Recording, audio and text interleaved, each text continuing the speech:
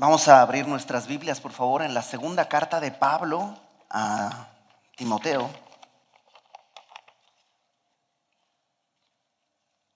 Y como siempre hacemos, pues vamos a orar antes de comenzar nuestro estudio bíblico. Señor, gracias por esta oportunidad que nos das de venir a tu palabra y por la libertad que tenemos de acercarnos hasta ti el día de hoy.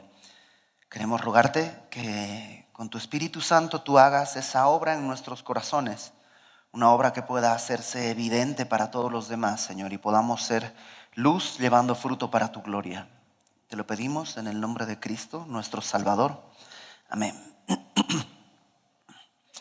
La enseñanza. ¿Qué es lo que creemos en Semilla de Mostaza acerca de la enseñanza? ¿Por qué enseñar la Biblia cada domingo desde el púlpito? ¿Será que es porque es una tradición, ¿no? Pues si es iglesia, pues tiene que tener Biblia, ¿no? Así nomás, porque así es. Realmente no, hay una razón, bueno, hay muchas razones, pero hay una razón fundamental de por qué enseñamos la palabra de Dios cada semana en Semilla de Mostaza. Alguna vez, hace varios años, una persona terminando de predicar un domingo, se me acercó y me dijo, era una persona mayor, ¿no? Me dice, pastor, mire, me parece muy interesante su alocución, me dijo, ¿no? Pero sabe que es muy larga. La gente se aburre y se duerme. Tiene que pensar en algo 10 minutos, 15 minutos máximo, ¿no? Pero en Semilla de Mostaza le decía, no, en Semilla de Mostaza le dedicamos como 1 hora, más o menos, a la predicación de la palabra, porque creemos que es algo valioso y algo necesario cada semana. Y la razón por la que nosotros lo hacemos es porque así nos enseñó, a mí me enseñó así mi pastor, y el pastor Héctor le enseñó así a mi pastor, pero ¿quién dio la primera orden? O sea, ¿de dónde surge todo esto? Pues segunda de Timoteo capítulo 4, dice versículo 1. Recuerda que esta carta, la segunda carta de Pablo a Timoteo, es una carta que Pablo la escribe desde la cárcel, en un calabozo, a breve tiempo de ser decapitado. No sabemos cuánto tiempo después de firmar esta carta Pablo fue ejecutado, un par de días, unas semanas, un mes tal vez, pero no mucho después de esta carta. Y esto es lo último que Pablo escribe, son sus últimas palabras. Y Pablo sabe que son sus últimas palabras. Entonces, al final de la carta, ¿no? Es la última carta, y al final de esa última carta, Pablo da esta exhortación. Dice, te encarezco delante de Dios, capítulo 4, versículo 1 de 2 de Timoteo, te encarezco delante de Dios y del Señor Jesucristo, que juzgará a los vivos y a los muertos en su manifestación y en su reino, que prediques la palabra, que instes a tiempo y fuera de tiempo, redarguye, reprende, exhorta con toda paciencia y doctrina. Y quisiera que revisáramos brevemente ese pasaje. Lo primero que Pablo le dice es, te encarezco. Y la palabra encarecer en griego tiene la idea de un encargo bajo juramento. Es decir, es algo sagrado, es algo solemne. O sea, no es como que le dice, pues ahí te encargo, ¿no? Enseñas la Biblia. Sino es algo muy solemne. Le está diciendo, te encarezco. Toma con mucha importancia. Esto es de extrema importancia. Timoteo había estado pastoreando la iglesia de Éfeso por ya un buen rato. La primera carta, Pablo le escribe a Timoteo diciéndole, cuando te dejé en Éfeso te di ciertas instrucciones y ahora te escribo para confirmarte estas cosas. Pablo era pastor de Éfeso. Timoteo era pastor de Éfeso. Pero Pablo estaba siempre pues cerca para pedirle consejo. Ahora Pablo sabe que ya no va a estar él y ya no puede darle más consejos. Y este es el último consejo que Pablo le da.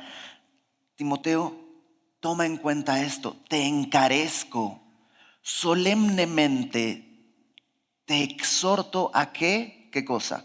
Dice, delante de Dios y del Señor Jesucristo.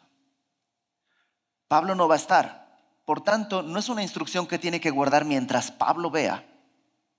Es una instrucción delante de Dios Padre y del Señor Jesucristo. Y añade que juzgará a los vivos y a los muertos en su manifestación y en su reino.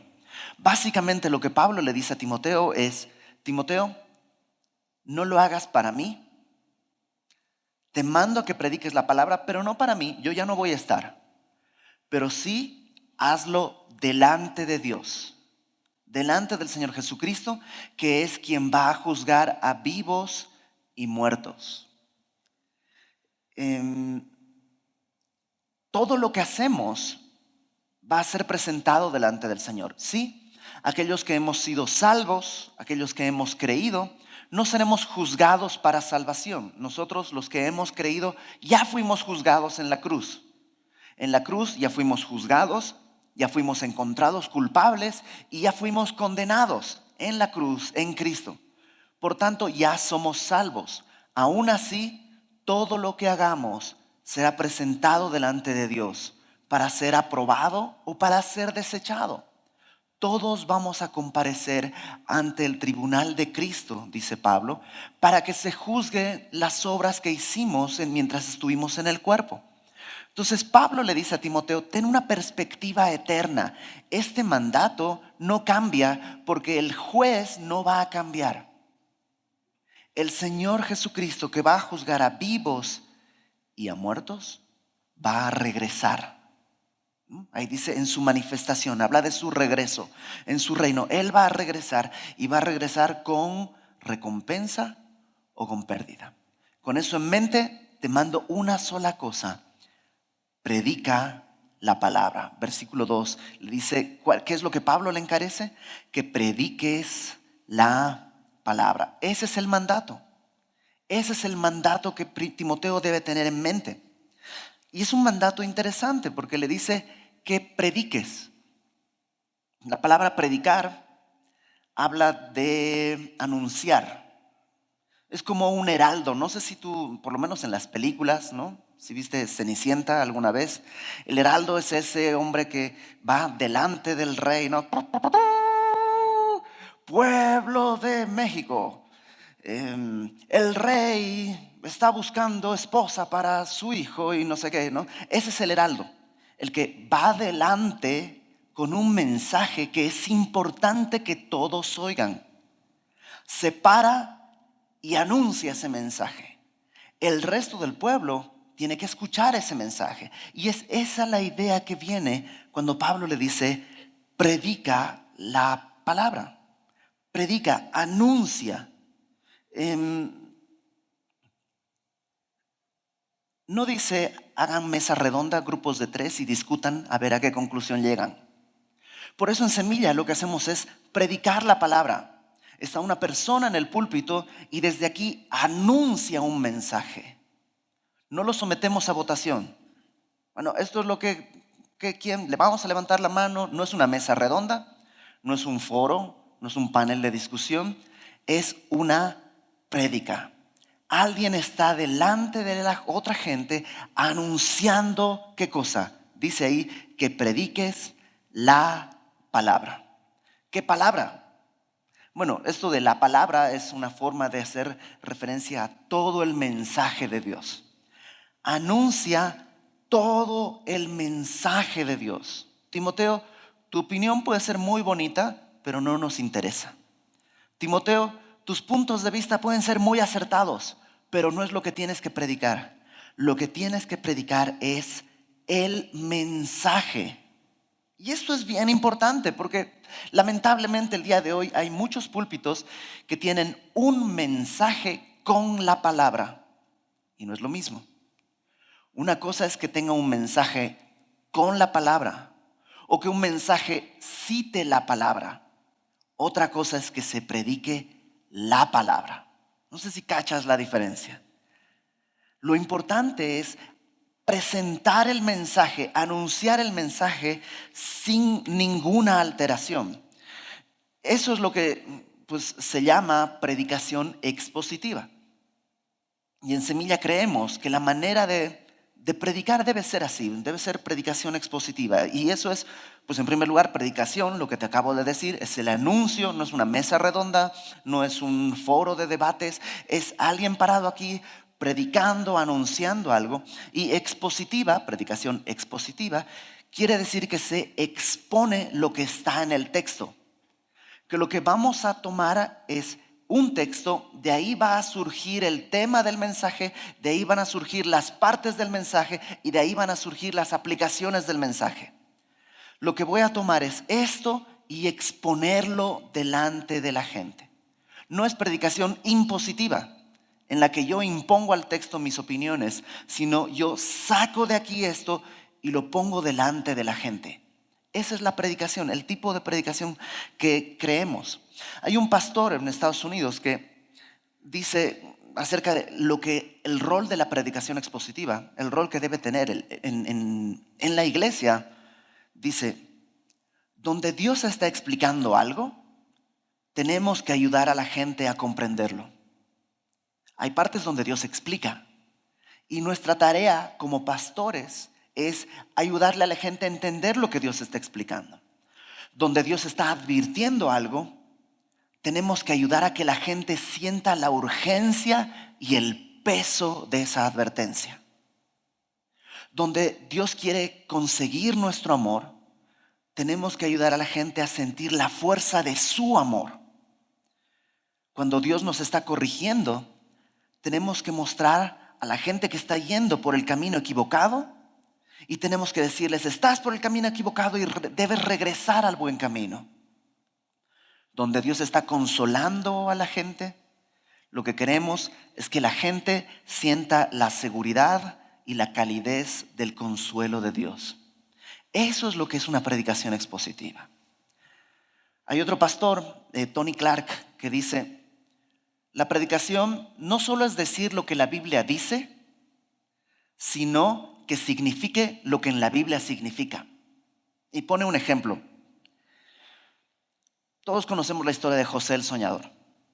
José el Soñador es un muchacho que tiene un sueño, ¿no? El hijo de Jacob tiene un sueño. En este sueño sus hermanos se postran delante de él, luego sus papás se postran delante de él y lo cuenta a sus hermanos, ¿no? Tiene este sueño. Muchos años después de 1000 peripecias, él está como gobernador de Egipto, de hecho le llaman Safnat Panea, el salvador del mundo. Él es el gobernador de Egipto y vienen sus hermanos y sus papás y todos y se postran delante de él y entonces el sueño se cumple. Eso es lo que la Biblia dice, ahí está, lo puedes leer en Génesis, eso dice.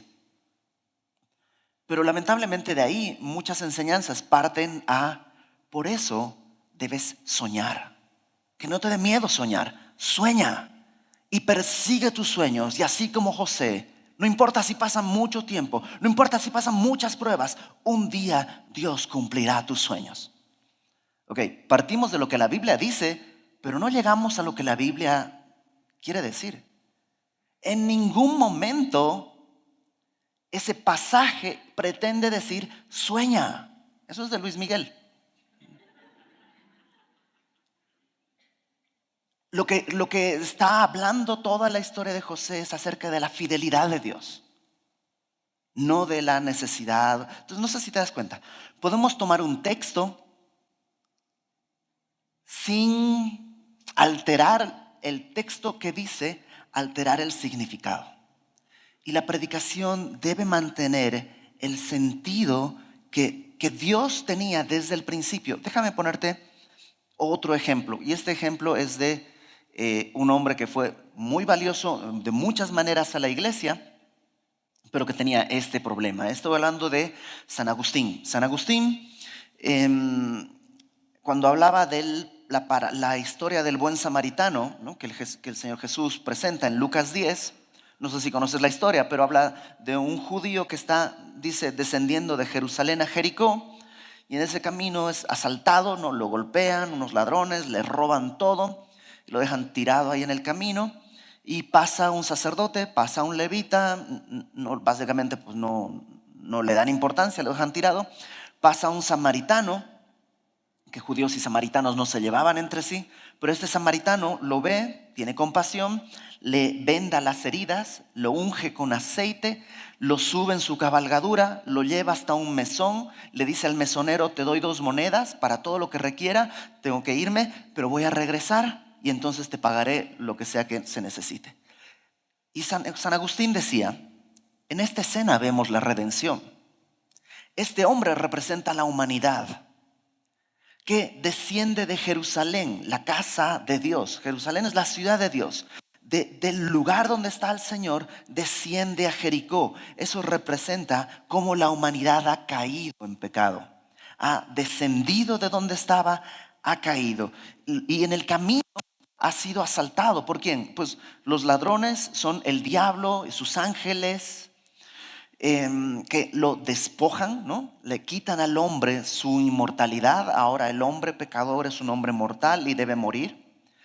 Y dice que pues estaba medio muerto el hombre ahí, y así esa es nuestra condición. Estamos físicamente vivos, pero espiritualmente muertos. Entonces estamos medio muertos.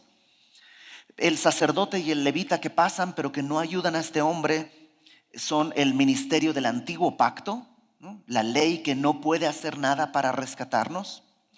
Y el buen samaritano obviamente representa al Señor Jesucristo, que tiene compasión de la humanidad, que venda nuestras heridas. Las heridas todavía del pecado no están sanadas. Un día sanarán cuando tengamos un nuevo cuerpo, pero el día de hoy todavía las consecuencias de nuestro pecado nos acompañan, aunque ya están vendadas y curadas. La unción del aceite obviamente representa el Espíritu Santo. La cabalgadura en la que Cristo pone a la humanidad, ¿no? Este samaritano pone al hombre, representa el cuerpo, la cruz de Cristo.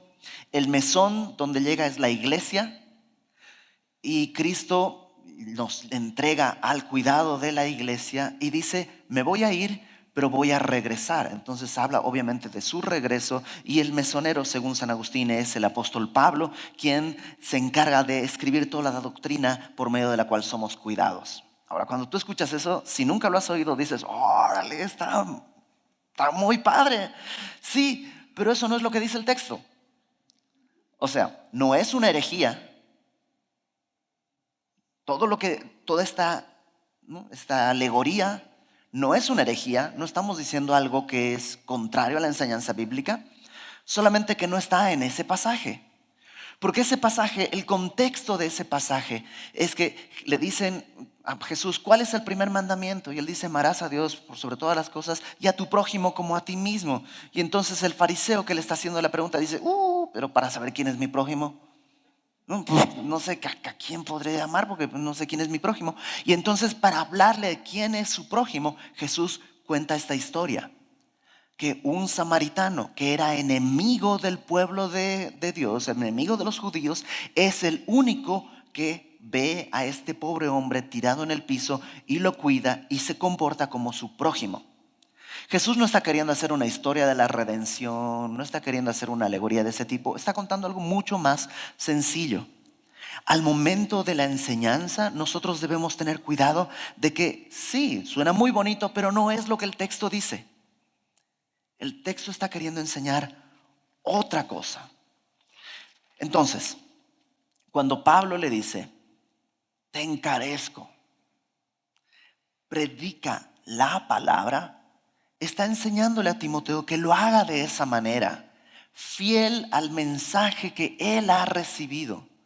No lo alteres, no prediques un mensaje apoyado con la palabra, no prediques un mensaje citando la palabra, predica la palabra. Por eso Pablo continúa diciendo ahí en el versículo 2, ¿no?, te encarezco que prediques la palabra, y le dice que instes a tiempo y fuera de tiempo. Instar es pararte encima, ¿no? Es perseverar, estar presente. O sea, tienes que estar presente, tienes que pararte encima de la palabra a tiempo y fuera de tiempo. En cualquier momento debe Timoteo estar listo para no dar su opinión, sino dar la opinión de la palabra. Lo que Dios dice en toda su conversación y en toda su enseñanza, la palabra debe estar presente. Y le dice algunas maneras de cómo debe hacer eso. Dice ahí, redarguye, reprende y exhorta. Redarguye, reprende y exhorta. ¿Qué es redarguir? Redarguir literalmente es argumentar en contra, ¿no? Es convencer con argumentos. Y para ponerlo de una manera sencilla, la palabra redarguye porque nos muestra qué cosas son pecado. Nos convence de que el robo es pecado, la mentira es pecado, la blasfemia es pecado, la fornicación es pecado. Entonces, la palabra está hecha para que nos convenza, podamos entender, ¿no? Mediante la palabra podamos entender qué cosas son pecado. Eso es redarguir. Luego le dice, redarguye, reprende. Y reprender tiene que ver más con la persona, ¿no? Redarguir tiene que ver con el concepto, que entiendas, esto es pecado. No sé si te pasaba, yo antes de Cristo, pues no tenía la idea de así, voy a vivir en pecado, quiero ser pecador. Ja, ja. No, yo hacía cosas que pensaba que estaban bien, hasta consideraba que era buena gente. Pero cuando vengo a la palabra me redarguye y entiendo, esto que hacía es pecado, esto que hacía es pecado. Hay un cambio en mi entendimiento y hay cosas que empiezan a verse de otra manera. Pero también la palabra me reprende. Ya no solo sobre los conceptos de las cosas, reprender habla de mi propia persona. Ya entiendo que yo soy un pecador. Que yo O sea, el problema no es que esto es pecado. El problema es que yo soy pecador. Yo estoy vendido a esto. Y solo la palabra puede transformar mi entendimiento para entender estas cosas como pecado y también transformar mi corazón para entender mi gran necesidad. Soy un pecador, no soy buena gente. Hay 1000 cosas terribles que yo no hice en mi vida antes de Cristo. Número 1, por falta de oportunidad. Número 2, por falta de recursos. O número 3, por falta de valor. No me animé, pero si me hubiera animado, si hubiera tenido un poquito más de coraje, hubiera sido alguien mucho peor. Si hubiera tenido un poquito más de recursos, hubiera sido mucho peor. Entonces, tiene que haber una transformación en mi entendimiento y tiene que haber una transformación en mi corazón. Y solo la palabra puede hacer eso. La palabra transforma eso, pero además dice, redarguye, reprende y exhorta. ¿Sabes qué es exhortar? En griego es parakaleos, llamar al lado. Porque nos da un poco la impresión de que exhortar es como regañar, ¿no? Te va a exhortar el pastor. No, es como que exhortación nos suena a regaño. Pero realmente no. La palabra exhortación tiene que ver con llamar al lado. Imagina otra vez, estás caminando por la calle y ves a alguien tirado en el piso. Llamarle al lado es ayudarle a pararse a caminar. No decirle, no deberías estar ahí en el piso, estás perdiendo tu tiempo. Eso no es exhortar, eso es regañar. Y la palabra es útil, dice, para exhortar, para llamar al lado. Esta palabra se traduce muchas veces como consolar, traer consuelo.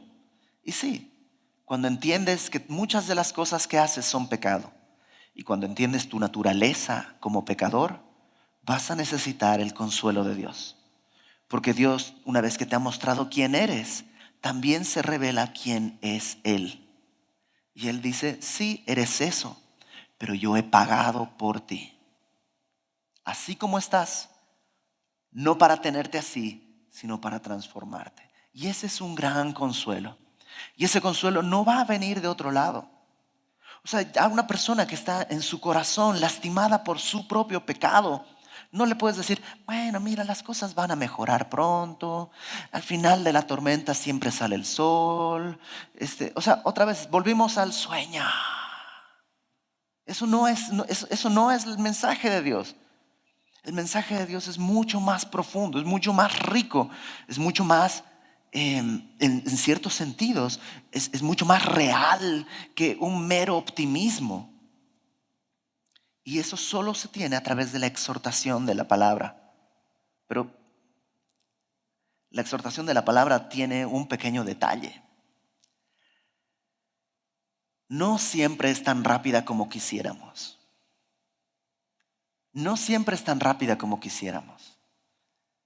No sé si te pasa, pero a veces a lo mejor llegaste a la iglesia con un dolor en tu corazón, con la vida rota, y no fue inmediata tu restauración. Llevó un buen tiempo, porque Dios hace las cosas poco a poco.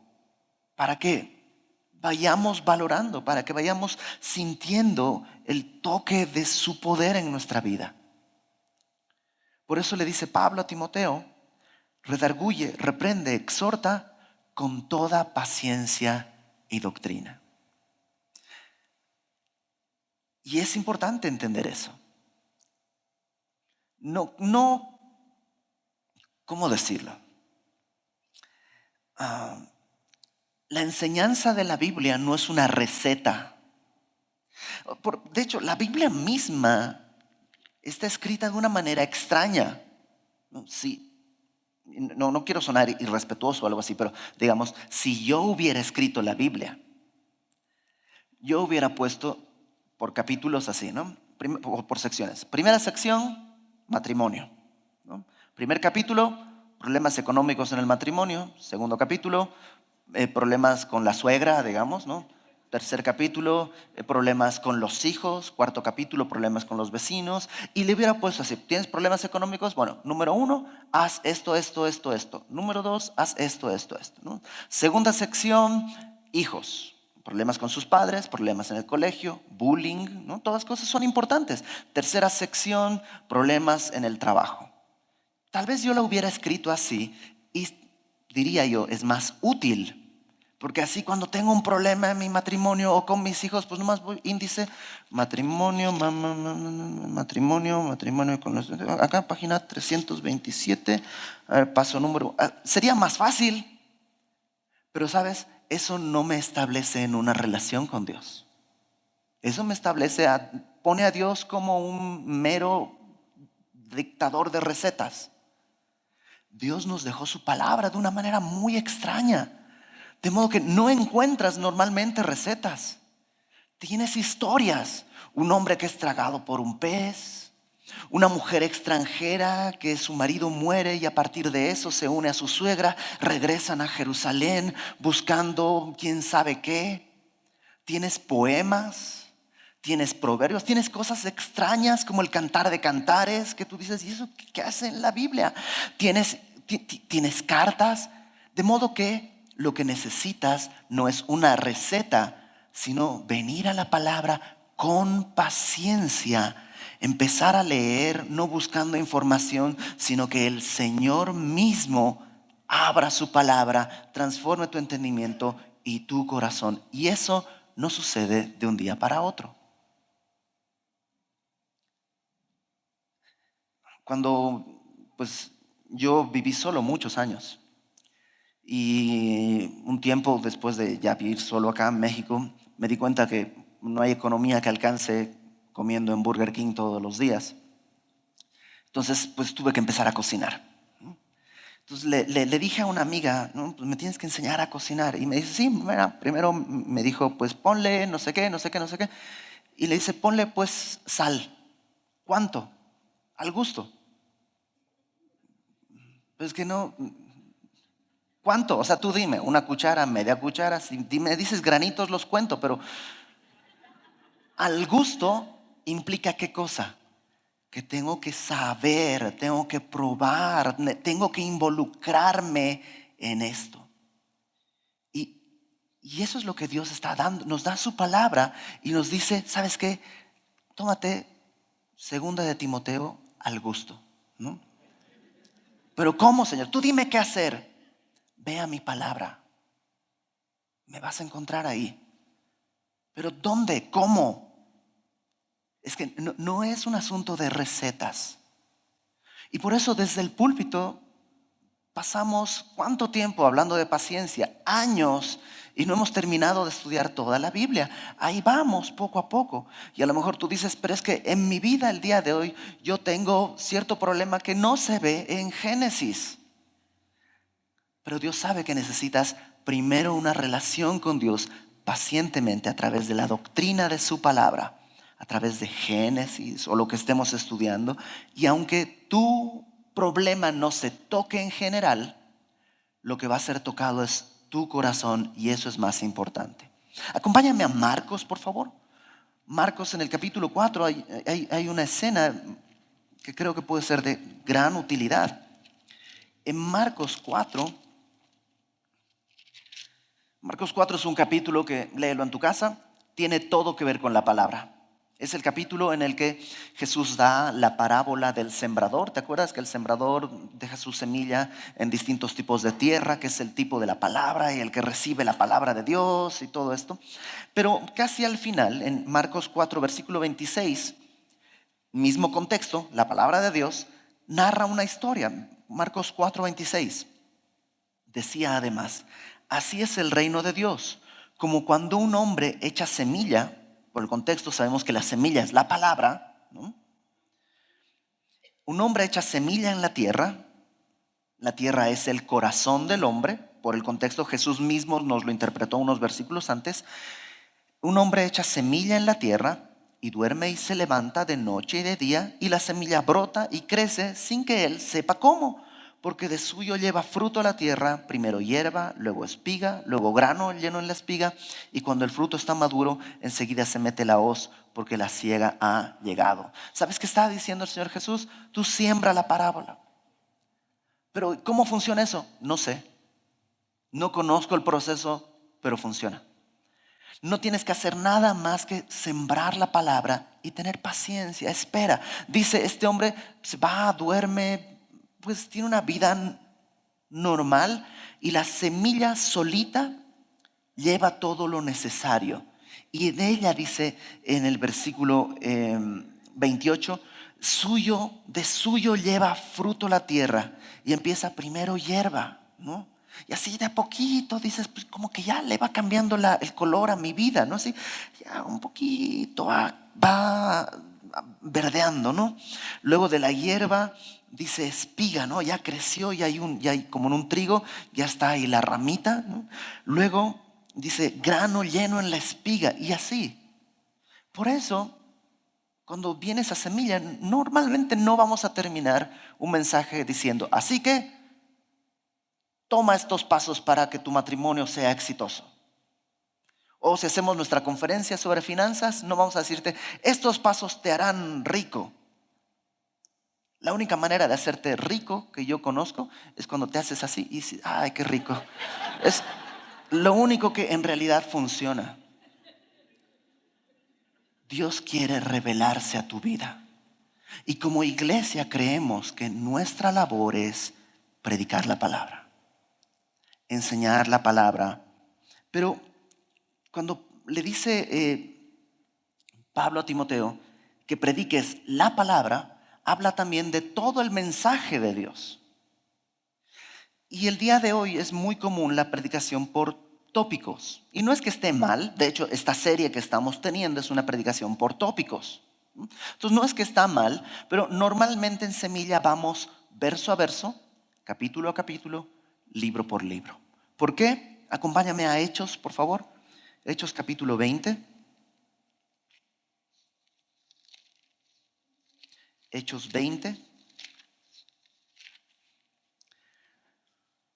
El apóstol Pablo está de regreso a Jerusalén llevando una ofrenda para los santos en Jerusalén, y sabe, el Espíritu Santo le ha dado testimonio de que lo van a encarcelar y va a pasar un tiempo de gran tribulación. Y entonces se para en este viaje. Él viene regresando de Grecia, ¿no? De la parte de ahí, de Grecia, luego de Turquía.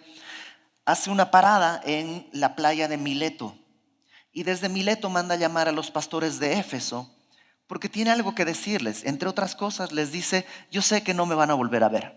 Ya el Espíritu Santo me dijo que no los voy a volver a ver nunca más. Entonces, esta es nuestra despedida. Es lo último que les puedo decir. Y les hace una serie de advertencias, pero en el verso 26, Hechos 20:26, les dice: por tanto, porque han visto mi vida, porque saben quién soy, porque he estado predicando, porque me conocen, porque nunca más nos vamos a ver. Por tanto, yo os protesto en el día de hoy que estoy limpio de la sangre de todos. ¿Eso qué quiere decir? Que si alguno de ustedes muere, y está hablando espiritualmente, ¿no? Si alguno de ustedes se va al infierno, por decirlo de una manera mucho más clara, Pablo dice: no es mi responsabilidad, no es mi culpa. Y son palabras muy fuertes, pero ¿sabes? Son palabras que tienen que darnos seguridad en una cosa. Tengo que vivir de manera que pueda decir esto. Como iglesia, a mí no me gustaría que si alguien de la iglesia pues llega al infierno, sea por culpa del pastor. Pablo dice: estoy limpio de la sangre de ustedes, verso 27, porque no he rehuido anunciaros todo el consejo de Dios. Como iglesia podemos estar seguros de estar limpios de la sangre de todos ustedes, anunciando todo el consejo de Dios. Por eso vamos verso a verso, capítulo a capítulo, libro por libro, para que en verdad, si alguna vez tú y yo, o más que alguna vez, cuando tú y yo seamos juzgados, ninguno de nosotros pueda decir: es que a mí en Semilla no me enseñaron que era pecado eso. Nosotros vamos verso a verso para poder presentar todo el consejo de Dios. Si vamos por tópicos, siempre va a ser limitado todo. Siempre es la postura del que enseña. O sea, yo estoy enseñando el día de hoy. Si Alex estuviera enseñando este mismo tema, lo enseñaría de otra manera. Tal vez tomaría otros pasajes. Lo mismo el pastor Fermín o Lenin o Raúl. O sea, me tocó a mí y esto pues es lo que te toca a ti el día de hoy. Entonces, aunque no está mal y tiene un momento dentro de la iglesia, es más seguro que lo normal de la iglesia sea enseñar verso a verso para cubrir todo el consejo de Dios. Ahora alguien dirá: híjole, pero Iber, si ya vamos como 10 años y nomás hemos terminado el Nuevo Testamento y tantito del Antiguo, tendría que vivir 500 años para tener todo el consejo de Dios. ¿No deberían acelerarse? Bueno, tal vez esa es una sugerencia y tal vez es una buena sugerencia, pero realmente no. ¿Por qué? Todo el consejo de Dios es todo lo que Dios quiere decirte hasta el día que Él te llama.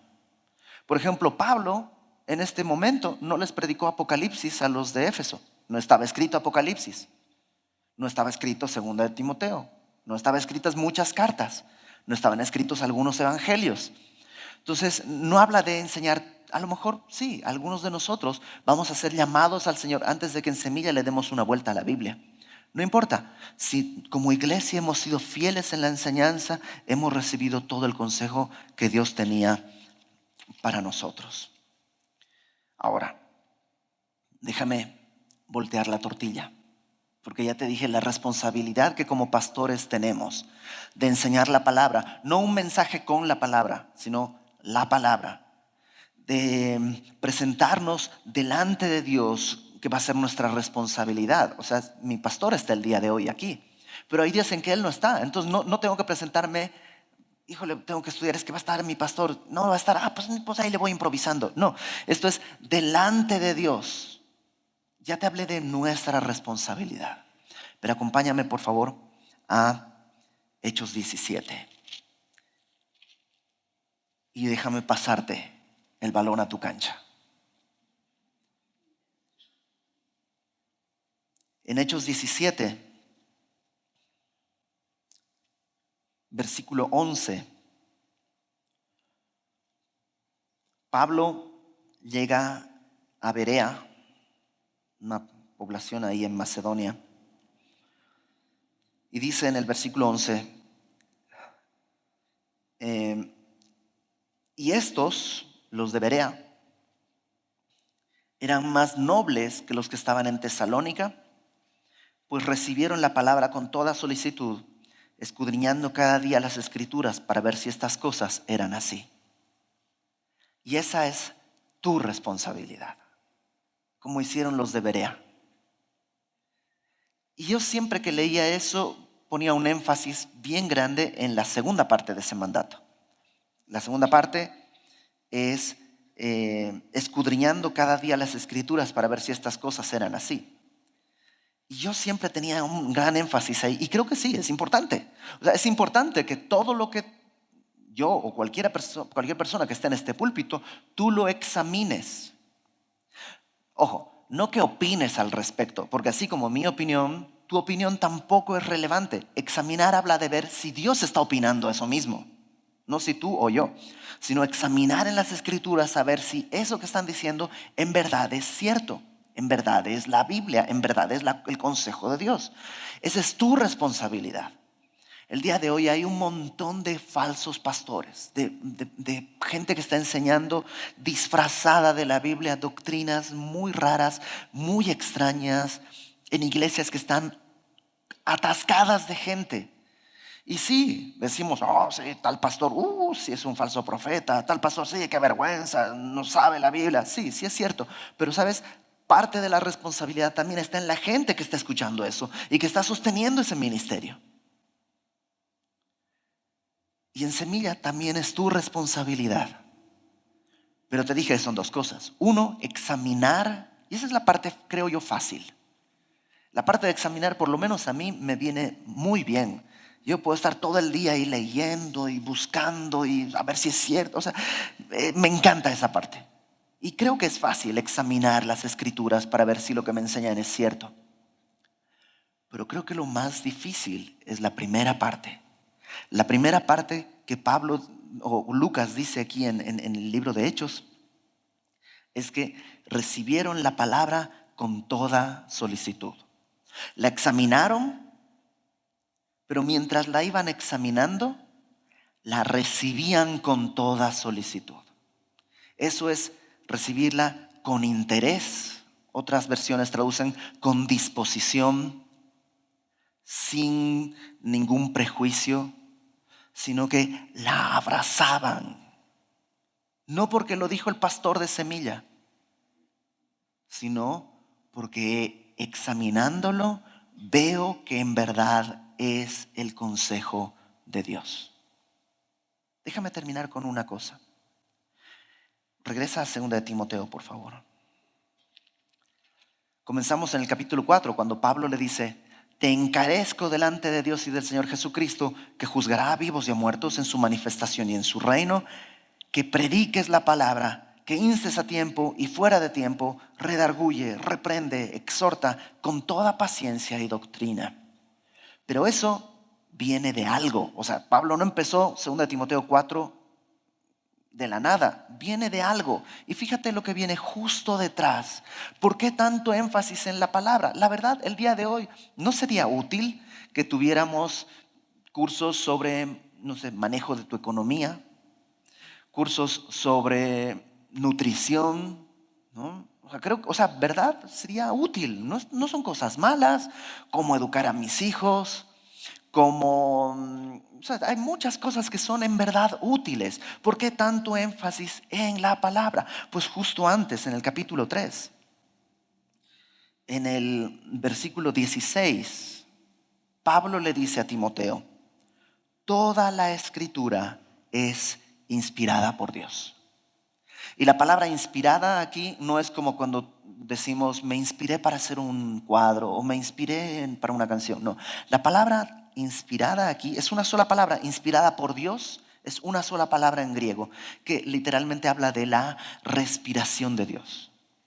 Toda la escritura de Génesis a Apocalipsis es el aliento de Dios. Y es algo que tú y yo necesitamos. El hombre fue creado de la tierra, fue hecho del barro, fue formado. Y una vez que fue formado, ¿qué hizo Dios? Sopló aliento en ese hombre para que tuviera vida. Tú y yo somos así, somos de barro. Dice la Biblia que somos con vasijas de barro. ¿Y qué necesitamos para poder tener vida? No necesitamos instrucción sobre cómo educar a mis hijos, cómo amar a mi esposa, cómo ser un mejor trabajador, cómo comer mejor. Lo que necesitamos es el aliento de Dios en nosotros. Y dice que toda la escritura es ese aliento de Dios y es útil para enseñar. Las cosas que yo no sé, Dios me tiene que enseñar. Hay muchas cosas, hay muchas cosas en las que soy ignorante. No sé criar hijos, no sé ser esposo. Me tienen que enseñar. ¿Quién me puede enseñar? Mi Padre que está en los cielos. A través de su Espíritu, por medio de su palabra, dice que la Escritura es útil para enseñar, útil para redarguir. ¿Te acuerdas? Entender conceptos. Esto, yo pensé que era maravilloso, pero resulta que es pecado. Y empieza mi entendimiento a ser transformado para redarguir, para corregir. Señora, pues ya me di cuenta que está chueco. ¿Cómo lo corrijo? La palabra de Dios me va a enseñar a corregirlo. Y dice, para instruir en justicia, para enseñarme a caminar en la vereda correcta sin desviarme ni a un lado ni al otro. Solo la palabra de Dios es útil para esto. ¿Con qué propósito? A fin de que el hombre de Dios, y entiéndase ahí el antropos, ¿no? El hombre y la mujer, aquel creyente, sea perfecto, es decir, maduro, completo, enteramente preparado para toda buena obra. Así que sí, Dios nos hizo un cuerpo como iglesia. No hizo un cuerpo de creyentes y un cuerpo de pastores, no. Todos somos un cuerpo con distintos roles y funciones. La función de los pastores es de predicar la palabra. La función de la iglesia es de recibirla y examinarla. Pero la función de todos es perseverar en la palabra, porque solo ella puede darnos aliento de Dios para ser enseñados, redarguidos, corregidos e instruidos en justicia. Y que de esa manera todos, porque en la calle la gente que no conoce de Cristo no diferencia pastor, diácono, ministro de alabanza o lo que sea. Solo dice es cristiano, y que podamos estar enteramente preparados para toda buena obra, para anunciarles el evangelio de Dios, para anunciar las buenas nuevas, para poder servir a otros, para todas las buenas obras que Dios ha preparado de antemano para que andemos en ellas, porque por gracia hemos sido salvos. Y todo eso solo lo consigue el Señor con su Espíritu. No es una tarea que tú y yo podemos hacer, la tiene que hacer Dios. Y la manera en la que tú y yo podemos dejar que Él haga eso es permaneciendo en su palabra. Entonces vamos a orar. Señor, gracias porque tu obra, Señor, no depende de nosotros, de nuestra capacidad. Tal vez por eso, Señor, no dejaste instrucciones y recetas, sino historias con las que podemos relacionarnos, en las que podemos verte y en las que podemos vernos. Pon, Señor, yo te ruego, en el corazón de cada uno de nosotros el anhelo y el deseo de permanecer en tu palabra. Y así, Señor, como en esa parábola que tú contaste, yendo a dormir día con día, un día tras otro, que sin saber cómo, la obra sea cada vez más evidente en nuestra vida. También te ruego, Señor, por cada uno de los pastores de Semilla de Mostaza, de todas las semillas, que podamos vivir en el temor de tu nombre, el temor profundo y santo de tu nombre, de enseñar siempre tu palabra sin alterarla, sin mover nada, Señor, para que tú seas exaltado, Señor, para que tú seas glorificado. Y esto te lo pedimos por los méritos de nuestro Salvador, de nuestro Señor Jesucristo en la cruz del Calvario. Amén.